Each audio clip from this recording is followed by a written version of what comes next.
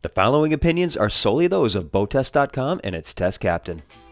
Hi, Captain Steve for BoatTEST.com, and today we're going to be conducting a sea trial and performance evaluation of a new boat in the Cantius lineup from Cruisers Yachts, the Cantius 42. She's built as a natural progression in the lineup and replaces the popular 41 that has done so well for the company. Let's start by looking at her operational features before getting her out on the water. Shore power is accessed from a cord reel outlet at the starboard transom. Interestingly enough, the dock we were at had the dock set outlet on the opposite side of the boat and allowed me to notice that the cord tucks nicely under the transom grilling station. Not sure if that was by design or by accident, but it's a welcome feature either way. A side access door is also provided for easier connectivity to the phone and TV hookup. Plus, this is where the cord rail switch is, way up high. The main breaker panel is down below at the entrance to the starboard stateroom. Strip lighting illuminates as the doors are opened. 120 volt to the left, 12 volt to the right. Tank gauge and controls are at the bottom. At the foredeck, a flush hatch conceals the recessed ground tackle. The hatch is held open with a support strut. A horizontally mounted windlass feeds through a through-the-stem anchor roller. Road access is to starboard. A cleat is provided to take the holding strain off the windlass. A washdown spigot is to port.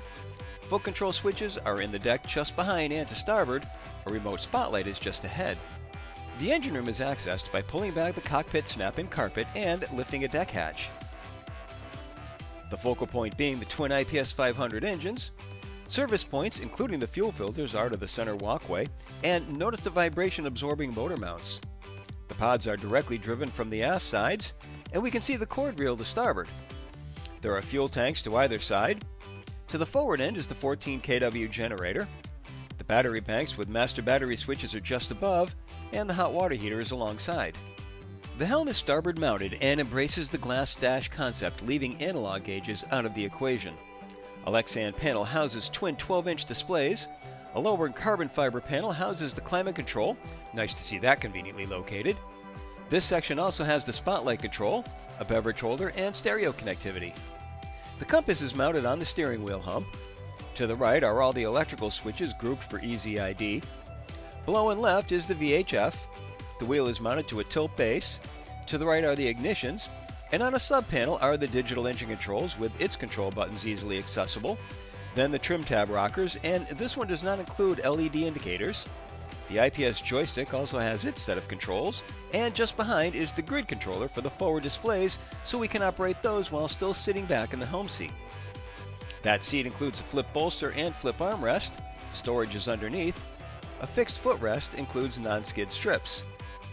Really appreciate this large single-piece windshield, and yes, there are defrost vents. The Cruisers Yachts Cantius 42 has a length overall of 43 feet 2 inches, a beam of 13 feet 8 inches, and a draft of 40 inches. With an empty weight of 28,469 pounds, 36% fuel, and 2 people on board, we had an estimated test weight of 29,537 pounds. With the twin 370 horsepower Volvo Penta IPS 500s turning 22 pitch propellers and spooled up to 3620 RPM, we reached our top speed of 29.5 knots. Best economic cruise came in slightly lower than that. At 3400 RPM, we were running at 26.7 knots with a fuel burn of 33.5 gallons per hour. That translated into 0.8 nautical miles per gallon and a range of 214.8 nautical miles, all while still holding back a 10% reserve of the boat's 300-gallon total fuel capacity. We reached planing speed in 6.7 seconds and accelerated to 20 miles per hour in 9.4. She's a stable and well-mannered boat, and cruising is largely a hands-off affair. She turns with the characteristics of an IPS cruiser in that nothing happens fast thanks to the turning limits of the pods at speed. Bring the speed down and the turns can tighten up. We tested on a flat calm day, so the only comments we can make about waves are from the camera boat's wake, and they showed a smooth transition with no hull slap and a dry ride. Most of that dry ride had to do with the 6-foot 4-inch freeboard aft and 6-foot 9-inch forward. Of course, where she really shines is at the dock, where her maneuverability in close confines can be best put to use. She responds well to the steering and is able to make tight turns quite well. Then she tracks solidly against a crosswind. When it comes time to actually dock the Cantius 42, a touch of a button activates the joystick and we transition to docking mode. And then we can bring her in with exacting detail. There's a great view and comfort level at that side window, and it keeps the pace relaxed and dialed in. Well, clearly, this is a cruising yacht that begs to be driven. She's well-mannered, comfortable to drive, and her responses are predictable. She's also comfortable to be on for entertaining or overnighting, but that's another video. Be sure to look for it. For now, that's my sea trial and performance evaluation of the all-new Cantius 42 from Cruisers Yachts. For BoatTEST.com, I'm Captain Steve. We'll see you on the water.